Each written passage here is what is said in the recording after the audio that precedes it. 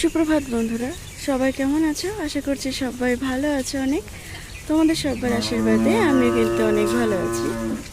তো এই যে দেখো,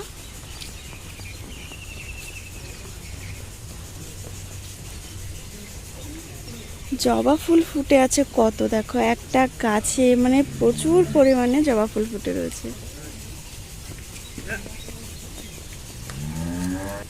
তো এখন তো অম্বুবাচী, তাই কেউ তো আর পুজো করে না, মানে ফুল ওই জন্য তোলাও হয় না। আর তার উপরে দেখো গাছটা পুরো আলো হয়ে আছে, কত জবা ফুল গাছ দেখতে পাচ্ছ, প্রচুর জবা ফুল হয়েছে। যেই গাছেই তাকাবো না কেন সেই গাছে কিন্তু প্রচুর পরিমাণে ফুল ধরে আছে। এই যে এই গাছেও কিন্তু প্রচুর ফুল ধরে রয়েছে। আর এদিকে দেখো নয়নতারা, প্রচুর পরিমাণে নয়নতারা ধরে রয়েছে গাছে। আমার গোপাল আছে না, আমি দিই।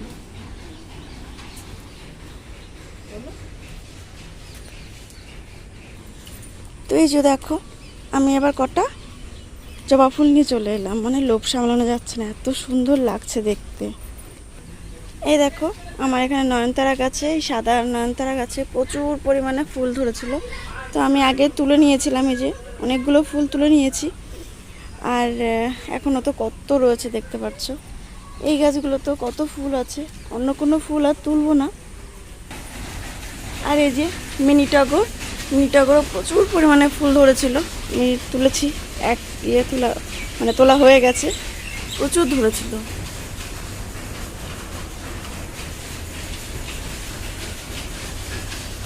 তো আর অন্য কোনো ফুল না তুলে কিন্তু চলে এলাম ওপরে। মানে আমি শুধু সাদা ফুল কটাই তুলছিলাম, শুধু গোপালকে তো দেবো, তাই জন্য সাদা ফুলটাই তুলছিলাম। কিন্তু জবা ফুলটা দেখে আমি আর সত্যিই লোভ সামলাতে পারলাম না, এত সুন্দরভাবে ফুটে আছে যেন মনে হচ্ছে একদম সব গাছগুলো একদম আলো হয়ে আছে। তাই জন্য আমি আবার তুলে নিয়েছি। কি ভাল লাগছে না বলো দেখতে? আর এই যে ঠাকুরগুলোকে আমি এখন তো আর তুলবো না, আমি ওকে বলবো একটু গোপালকে জাগিয়ে দিতে। আর এখানে একটুখানি মুছে নেব, ঘরটাকে তো মুছতে হবে। তো আমি আজকে মানে শরীরটা খুব একটা ভালোও লাগছে না, ভীষণভাবে শরীরটা খারাপ লাগছে, ক্লান্তি লাগছে সত্যি বলতে। আর রাত 1টার সময় শুয়েছি, গরমে ঘুমটাও ঠিকঠাকভাবে আসে না, এমন কষ্ট হয়, আর উঠতেও ইচ্ছা হয় না সকালে। এদিকে ছেলে স্কুলে চলে গেল, ওকে স্কুলে পাঠিয়ে দিলাম খাইয়ে। আর বাসি কাজ কিছুটা সারা হয়েছে, এবার ঠাকুর ঘরটা একটুখানি মুছে নিলেই হয়ে যায়। তো চলো। তো এই যে দেখতেই পারছো পোনা মাছ নিয়েছিল, তো মাছটা কাটতে এসে কিন্তু আমার বুকের মধ্যেটা ফেটে যাচ্ছে। কেননা আমি বলি, যারা পুরনো বন্ধু তারা হয়তো জানো, কিন্তু যারা নতুন তারা জানো না, তাদেরকে বলি একটুখানি যে আমি কিন্তু জ্যান্ত জিনিস সত্যি কাটতে পারি না। এটা আমার একটা দুর্বলতা বলো বা যাই বলো, বা ন্যাকামি যদি বললো কেউ, তাও বলতে পারো, কিছু করার নেই। যেটা আমি পারি না সেটা সত্যি আমি পারি না। এই যে মাছটা দেখো লাফাচ্ছে, আমি মাছটা ভেবেছি মরে গেছে, মানে কিনে রেখেছি কিছুটা টাইম, ভেবেছি হয়তো মাছটা মরে গেছে। এবারে দেখো মাছটা আমি কাটছি যখন, তখন দেখি মাছটার ভেতরটা মানে ধরেছি যখন, মাছটা একটু একটু করে লাফাচ্ছে, তখন আমার না বুকের মধ্যেটা একদম কী বলবো, কষ্ট হচ্ছিলো ভীষণভাবে। যে আমি আর মাছটাকে বাদবাকিটা কাটতে পারিনি, রেখে দিয়েছি। আবার এই যে আমার বরমশাই, ওকে বললাম যে কেটে দাও, ও আবার কিন্তু কেটে দিচ্ছে মাছটা। আমার এরকমই হয় জানো তো, মানে মাছ কাটতে গেলে যেন আমি মাছ কাটতে পারি না, আমার খুব কষ্ট হয়। মানে একটা জ্যান্ত জিনিস তো, আমার জন্য বুকের মধ্যেটা আগেই ফেটে যায়। শুধু মাছ কেন বলবো, আমি নিজের হাতে লাগানো কোনো সবজি বা ফল কিছুই আমি তুলতে পারি না। আমার যেন ভীষণ খারাপ লাগে যে এই তো নিজে জল সার দিয়ে বড় করেছি, আর নিজেই এর গাছটাকে আঘাত করব, তো এরকম আর কি মনে হয়। তবে ফুলটা তুলতে হয়, বাধ্যতামূলক, কিছু করার নেই, তাই ফুলটা তুলে পুজো দিই। কিন্তু কিছু করার থাকে না, এটাই আর কি, এভাবে চলে। তো অনেকে হয়তো এটাতে অনেক খারাপ কিছু ভাবতে পারো যে একটু বেশি ন্যাকামি বোধ হয় মেয়েটা, কিন্তু কিছু করার নেই। যেটা আমার দুর্বলতা আমি সেটা স্বীকার করছি, হাজারবার স্বীকার করব যে এটা আমার দুর্বলতা, আমি পারি না। যেটা আমি পারি না সেটা আমি কেন স্বীকার করব না, তাই না? তো এই আর কি, এভাবেই চলে যাচ্ছে আমার জীবনটা। আর এই যে কিছুক্ষণ আগে বলছিলাম মাছের কথা, আগে তো এমন ছিল আমি মাছ কাটতেই পারতাম না। বাড়িতে যখন একদম নতুন নতুন এসেছি তখনই ধরো তাও 2-3 বছর পর্যন্ত কিন্তু কাকিমারা, বাড়িতে কাকিমারা ভাইয়েরা ছিল, তারা করতো কি মাছটাকে মানে জ্যান্ত মাছটাকে মেরে দিত পিটিয়ে, তারপর আমি হয়তো কাটতাম। মানে মাছ কাটতে পারতাম কিন্তু ওই যে জ্যান্ত জিনিসটা আমি কাটবো না, এভাবে কাটতে পারতাম না। ওদের কাছে দিয়ে আসতাম, ওরা মাছটাকে মেরে দিত, তারপরে নিয়ে এসে কাটতাম। আর এখন হয় কি বলো তো, হয়তো মাছটাকে নিয়ে এসে আস্তে আস্তে কাটতে শুরু করি, কিন্তু যখনই দেখি মাছের ভেতরটা, বুকের মধ্যেটা লাফাচ্ছে, তখনই আমার হাত থেকে কিন্তু মাছটা একেবারে নিচে পড়ে যায়, কারণ আমার যেন বুকের মধ্যে কষ্ট হয়। কি করব বলো, এটা এটা আমার মানে কি করে আমি এটাকে দূর করবো আমি বুঝতে পারি না। আমার বর তো সবসময় বলে যে তুমি যে কবে মানে ঠিকঠাক হবে জানি না, এরকম একটু বকাও দেয়। আর বকা দেওয়াটা স্বাভাবিক, কারণ দেখো ওর কাজের টাইমটা কিন্তু আমি ওকে ডিস্টার্ব করছিলাম, যে একটু মাছটা কেটে দিয়ে যাও, এরকমই আর কি। তো যাই হোক, অনেক তো বক বক করলাম, তো এখানে কি হচ্ছে সেটা একটু দেখাই। এই যে কীর্তন হচ্ছিল এখানটায়, আজকে একটা কীর্তনে এসেছিলাম। কীর্তন বলতে সামনেই আর কি, আমাদের পেছনের বাড়িতে আমাদের একটা ঠাম্মি, পাশের বাড়ি, ঠাম্মিটা মারা গেছিলো 1 বছর আগে, তো তারই আর কি বাৎসরিক কাজ চলছে, তো সেটাই আর কি একটুখানি তোমাদের সাথে শেয়ার করলাম। তো ওই আর কি, চলো একটু হরিনাম শুনে আসি।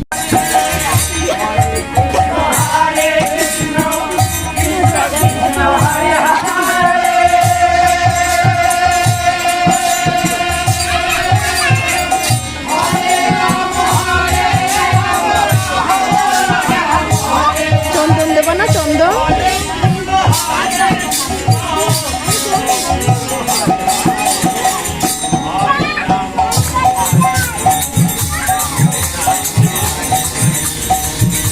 Yeah.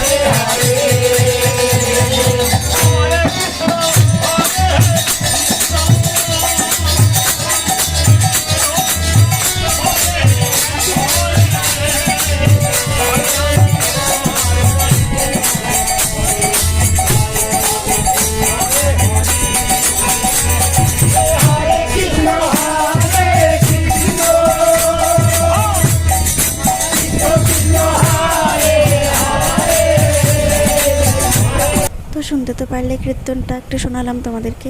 তো এখানে কিন্তু মানে কীর্তনের শেষে খাওয়া দাওয়ার আইটেম ছিল, তো সেটা আর শেয়ার করতে ভুলে গেছি, মানে এমনই হয় আর কি। তখন ফোনটা বাড়িতে রেখে এসেছি আর মনে নেই, খেতে বসে পড়েছি, এরকম হয়েছে আর কি।